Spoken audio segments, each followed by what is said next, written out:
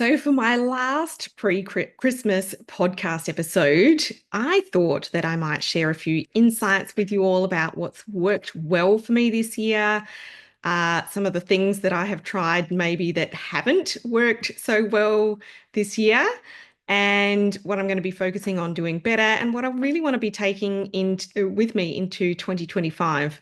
I love doing this kind of an exercise at the end of the year. I do a version of this generally after, any kind of major big project or campaign as well. But I really do like to do it at the end of the year, especially before heading into my big annual planning session.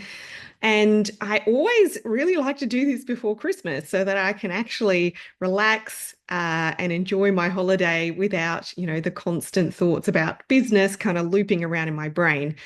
I'm sure you know what I mean. I reckon this year, I mean, honestly, it has been a pretty tough year, probably for everyone in business, business owners. I'm sure other people who are not business owners as well. But, with a dampened economy as well as the accelerating pace of technological change, both compounding to create a whole lot of new challenges and hurdles for e-commerce business models. It really has been a year of constant pivots and really needing to try new things in order to survive and thrive. And I'll let you know up front, not everything I tried this year worked out. So if you're in the same boat, I want you to know that this is completely normal for all entrepreneurs. It's called trying new things. And, we start with a hypothesis about what we think might work in a new situation, but you kind of don't know till you try it and test it out, right? On the personal side of things, I will say this year has also been extremely full on for me, which no doubt is also a common experience for many of you listeners.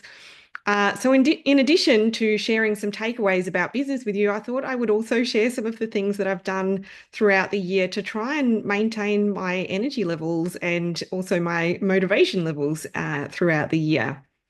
Now, to accompany this episode, I've got something new for you. So, I've created an updated e-commerce marketing playbook for 2025. This is a really comprehensive resource. It goes through everything that has changed in the digital marketing landscape this year, what's been working really well right now, and predictions for 2025, and a whole lot more. So if you'd like to get your hands on a free copy of this resource, it's hot off the press. All you need to do is head to catherinelangman.com/playbook. All right, without further ado, let us dive in. And I'm going to start with some things that really did help and worked well in business this year.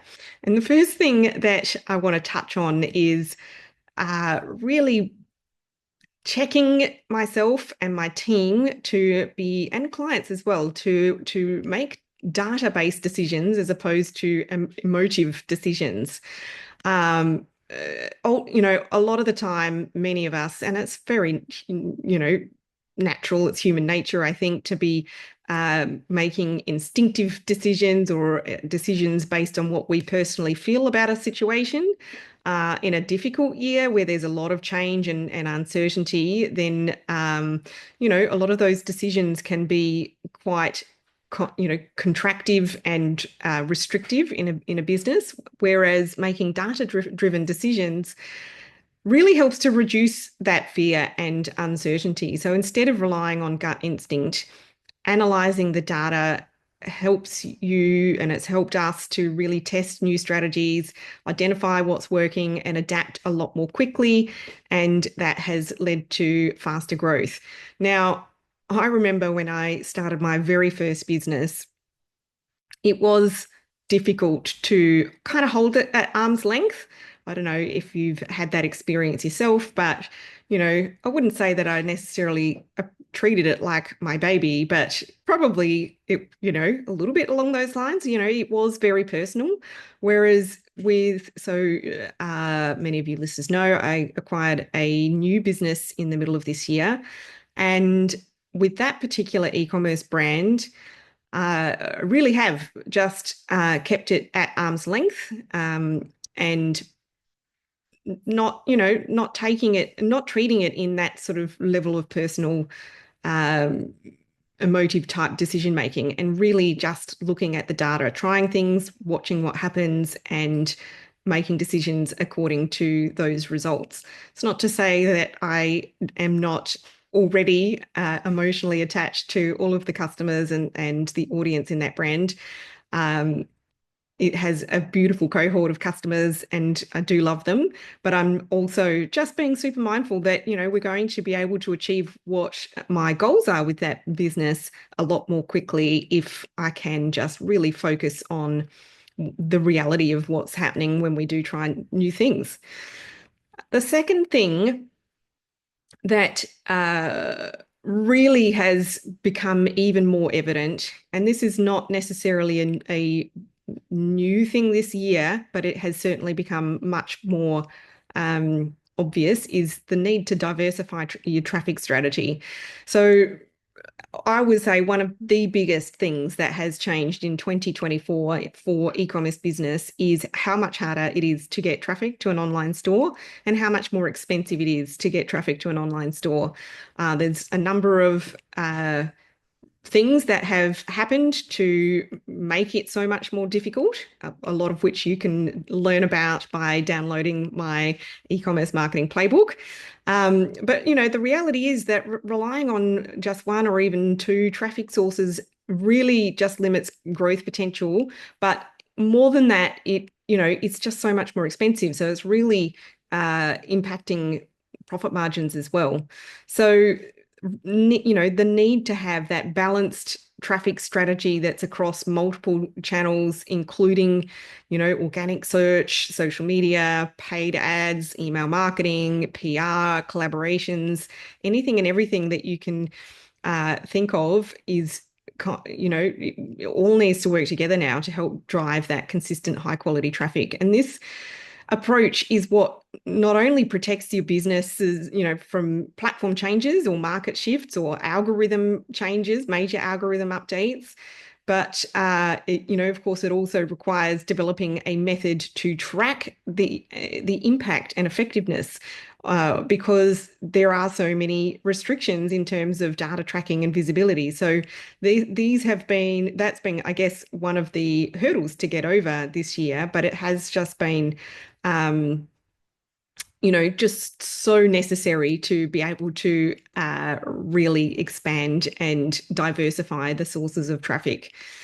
The third thing that has become super evident in terms of, things that we've tried and that have worked is really honing in on creating compelling offers. And so this is not just about driving traffic to get conversions, it's also about making sure that what you are offering in terms of, the content or products or the messaging or the incentives, all of it, it really needs to land well with your audience and to resonate. So yes, some of that is about having maybe some special deals or some bundles or some limited time promotions or some personalized offers to help entice visitors in. But it's actually a lot more about the effective messaging than a lot of brands, I believe, think.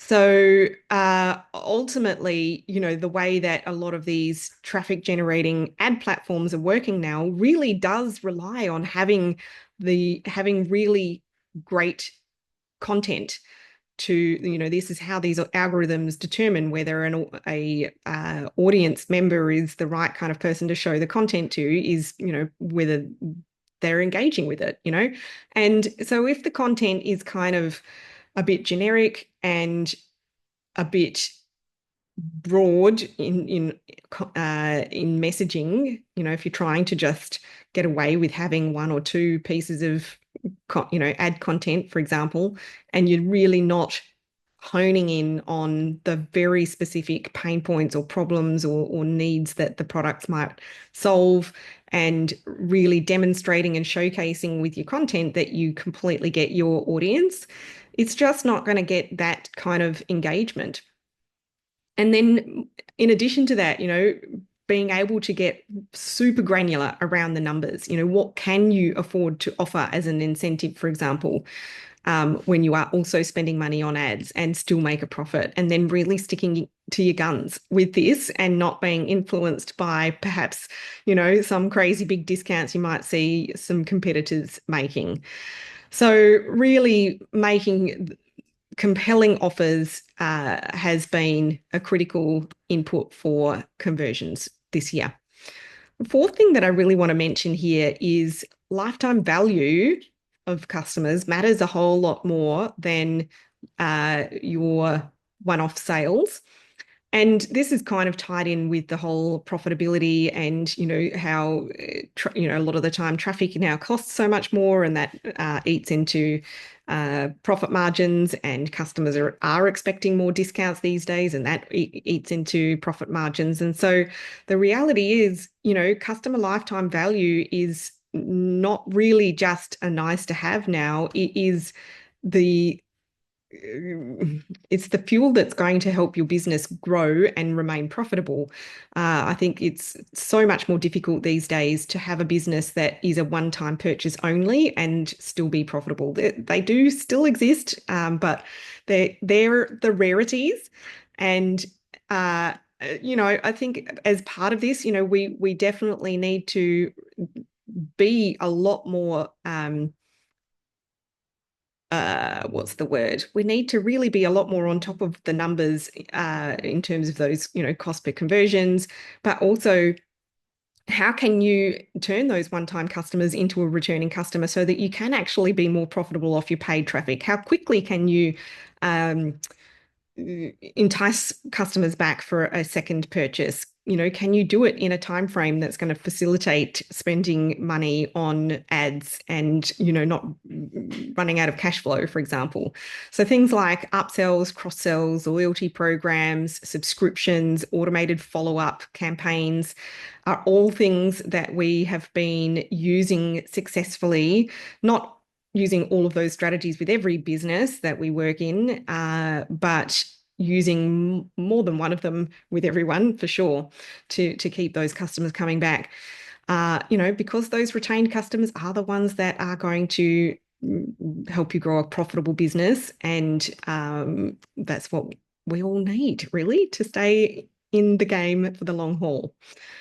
Now, the fifth thing that I really wanted to mention that did definitely work, and this was something that there was such a stark difference in the ultimate success in the latter half of the year between brands who did this and did not do this, and that is marketing to their audience during quiet periods. It just is essential now. And I know that it can often feel counterintuitive, particularly if you are, fairly new in business, to invest in marketing when the revenue is not necessarily coming in the volumes that you might want. It is just essential during slow seasons to keep your brand top of mind. So using the downtime to create content, to engage with your audience, to refine your ad strategy, to work on new collaborations, on PR, anything that you can do to really attract, engage, and educate your potential audience so that your brand is the one that is top of mind, is going to position you and your business for being in a really strong position when sales do pick up again. And so this was something that we really, really noticed with our brands and our clients that we work with in the agency and our coaching program. The ones who really did a good job of bringing, marketing to and bringing new customers in whatever volume was possible during those quieter periods versus those that didn't. Had a much, very, very different end results, particularly through that Black Friday period. All right, so I want to share a few things that haven't worked so well this year. Some of this is things that I worked on in my businesses, some that we worked on or that, coaching clients might have experienced as well. And, I just want to kind of preface this. It's like there's nothing wrong with trying things and that they don't work out. You learn something from that, and that's valuable, and it helps you to move forward regardless, right? And when we are in a time like we are right now where the environment that we operate in as e-commerce businesses, we're operating in the online digital world, and things are changing so quickly. And so you have to try new things, right? It's the only way forward. If you don't try new things, it's a little bit like a fish that's not swimming, it's going to suffocate. So you have to keep moving, right? But here are some of the things that didn't work so well. The first thing was ignoring having a different customer retention versus acquisition strategy. So what I mean by this is, we have to treat these two types of customers quite differently. So whereas, a lot of brands, and in the past, we could kind of get away with it because, it was a lot easier and it was still cost effective to literally just go after new customers and, pretty much just assume that the ones who like your stuff are going to come back.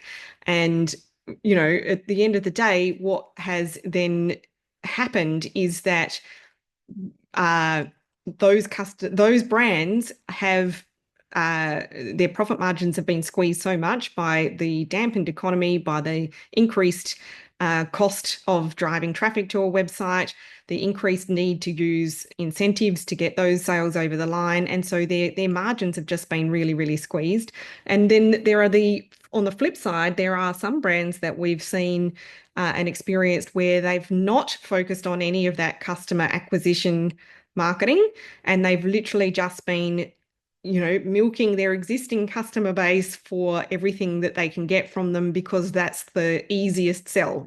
People who already know and like your stuff are always going to be much easier to sell to. They're going to be way more receptive to any new products that you launch or offers or incentives that you roll out. And so, but what's happened in that scenario is that their audience, their customer base just gets burnt out. And so you need to think of it a little bit like a sponge. So if you fill up a sponge with water and then you squeeze it, obviously water comes out. So think of the water as the new customers, coming into the business. And then if you squeeze the water, it's very easy to squeeze water out for a while. But if there's not more water coming into the sponge, then it's going to dry up. And that's what can happen if you are literally only tapping into your existing audience, the existing water in the sponge. If you squeeze too hard and for too long, without replenishing it, then it's going to dry up. And so we definitely saw that this played out in a couple of brands. And, the upshot of that scenario was that we really needed, and they really needed to have a different strategy for both. You can't expect necessarily that the same offers and the same marketing and the same product launch campaigns will always work well for new customers as well as existing customers and vice versa. So, and yes, I'm generalizing here, but that was a pretty strong observation. Second thing I wanted to mention is launching major promotions without testing any offers first. So we definitely saw some promotional campaigns flopped because, they were going out hard with offers that just weren't tested first, whether it was pricing or the copy and the messaging or the timing or, how many emails were sent, what was the ad budgets, et cetera, et cetera. Whereas running A/B split tests or smaller scale promotions first with some of the brands that we have and that we work with ended up helping the major campaigns perform really, really well. And again, that was something that kind of played out over the Black Friday or Black November, if you want to call it that. So for example, with Indigare in my skincare business, we had been running a series of smaller promotions in the months leading up to Black Friday. And so we already knew what was going to work and we could go out pretty hard on that particular promotion. And it was really, really successful as a result. Versus, other brands where they held off testing anything new throughout the year. And, you try and really go hard and achieve a really big goal, and it's difficult because it's just not landing or resonating in the same degree. The third one, this is something that I think is just becoming so much more necessary now. And again, this is down to um, the changes in, paid traffic, the changes in algorithms, the changes in, how difficult it is now to get traffic to a website. And this is that, not focusing enough on brand awareness. And so, when sales are really slow and you're not hitting the revenue targets or the economy is down like it has been, it's been dampened this year. Obviously, consumers don't spend money as readily as you'd like, or maybe they just don't spend as much per transaction. That was another trend over the year. The most common reaction for small businesses, of course, to pull back on all spending, including marketing, and to just focus on asking for the sale. And that just did not work. In years gone by, it was super easy, particularly for ad platforms like Meta ads, to be able to just put an ad in front of the right kind of customer. But with so much of the audience targeting and tracking obscured now and unavailable on these platforms, it's much harder job to be able to get a simple ad in front of the right customer and expect that they're going to buy. We really need to be focusing on building that brand awareness and, building genuine brand awareness. That's visibility, trust, recall. It's just proven to be so much more essential to then getting your conversion ads actually converting into purchases. So really investing in consistent messaging, storytelling, collaborations, high quality content, and helping the audience to connect with your brand on a deeper level. And this kind of approach we're finding is just helping to foster that recognition and trust, and ultimately leading to much faster sales growth. And this is definitely something that's played out with Indigare. So, I acquired this particular brand in the middle of the year for, I reckon, 18 months before I acquired this brand. It had not been investing any resources in really new customer acquisition whatsoever. So there was no kind of marketing to build the brand awareness. There was no marketing to try and win over new customers or anything like that. And so there's been a huge amount of experimenting that we've had to go through to try and get all of that dialed in and working. And, it's a skincare brand. It's a really congested, competitive market. So it's not an easy nut to crack.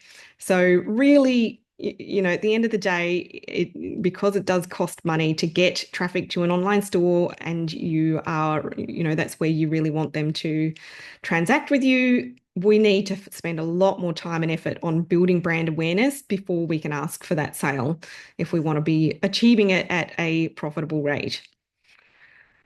The fourth thing that really didn't work well this year is brands using the standard product page, template product pages for their e-commerce website. And so, again, I think in the past, probably e-commerce was just a whole lot less competitive. I think since really the last couple of years, I guess, e-commerce as a business model is a lot more competitive. Through COVID times, a lot more businesses moved online. So we are all, those of us who have an e-commerce business, we're all in a much more competitive commercial landscape now.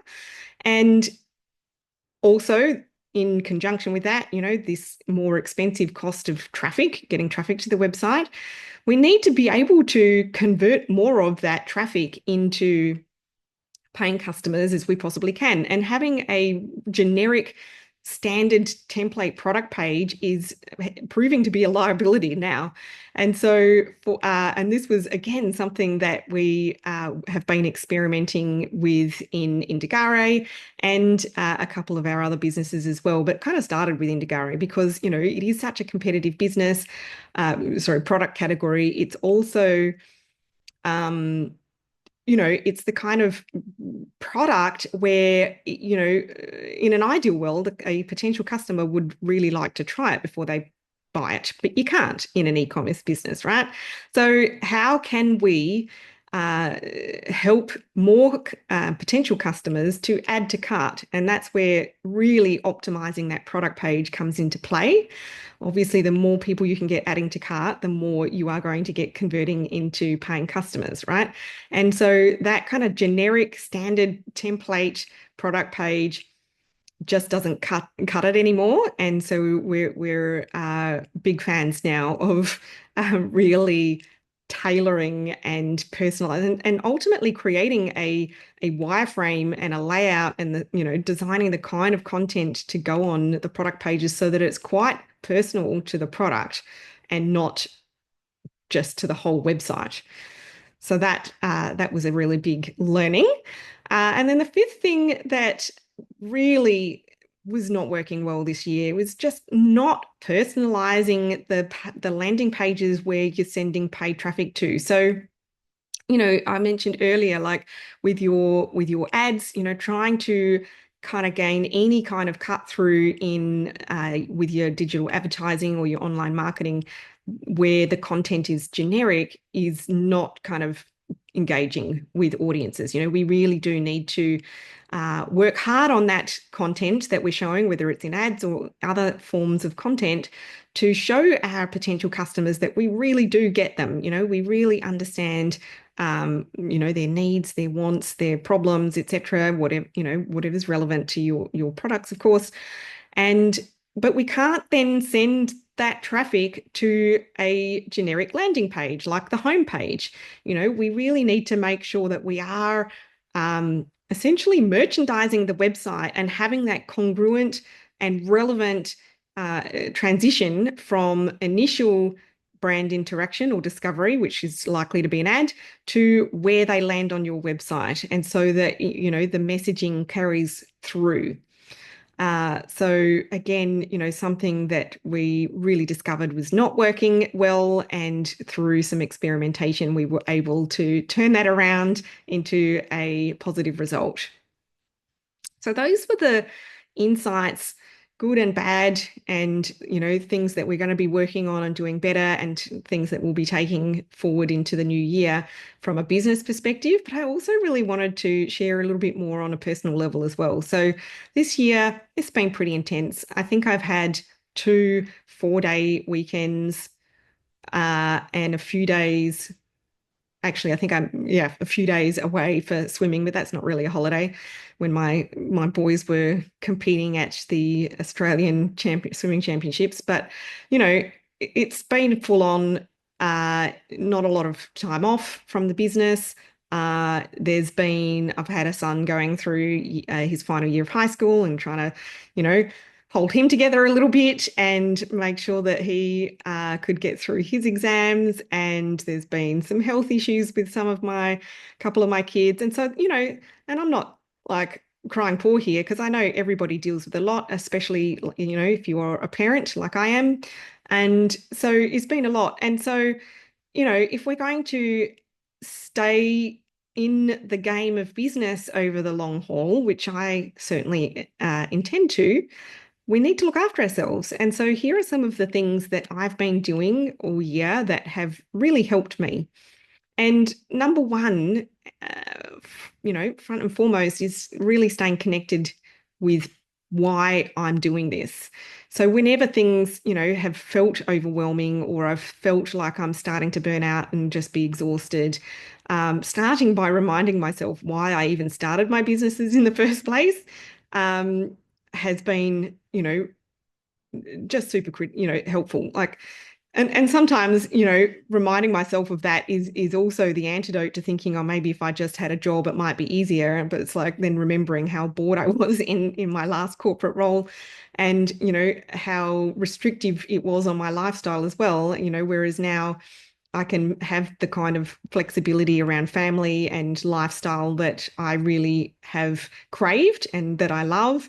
And so, and then, there's an impact. There's one of the big whys for me is an impact goal, and that's around, working with the kind of clients that we work with. And so, finding those whys, and it's generally not something to do with money. Like I think trying to make money as an entrepreneur, like that's probably one of the hardest ways to make money. And so making money is rarely going to be the reason that gets many of us through those challenging times or the time, exhausting times. So for whatever your purpose is, reconnecting with it, can keep you grounded and motivated through the hard slog. But the next thing that I've made a practice of is just celebrating the small wins. Again, I think a lot of entrepreneurs, we can kind of fall into the trap of feeling like we are never getting close to our goals or our vision. And oftentimes, we might have started out with a certain goal and we achieve it and then, think, well, what's next? And we're always looking ahead at the next thing and the next thing and the next thing. But instead of waiting for those huge milestones, because sometimes it takes a lot longer to get there than we think it might. I'd say probably everything's taken me longer to achieve than I initially would have preferred. But you know, rather than feeling disappointed by that or exhausted by that or anything like that, just really celebrating those small wins and the small victories is has really helped boost my confidence and just helps me retain a sense of momentum, right? And momentum, if you feel like you're gaining momentum or that you have momentum, then that's going to be huge for your motivation and your confidence. But when I say celebrating the small wins, like literally on a daily basis at the end of the day, one of the things that I do before I turn my light out at bedtime is to write in my journal, and I'll literally just jot down three wins from today, and they can be really small things. So it doesn't have to be anything that you think other people would be impressed by. It's just whatever was a win that you could um, identify and write down. And when you do that before bed, it just, first of all, it helps you to calm the rapid thoughts in your brain. It also can calm any kind of adrenaline if you're constantly thinking about what's left to do and you haven't done this and you haven't done that, or thinking about your to-do list for tomorrow. So it can help kind of ward off a lot of that as well. And, I do feel like, adopting this practice has led to me waking up in the morning, actually having a whole lot of fresh ideas in ways that I never used to. So I think it must put your brain in a certain state for sleep that can be extremely productive. Trying to maintain some kind of work-life balance. That's not been super easy, but there are, certain things that I just are non-negotiables for me.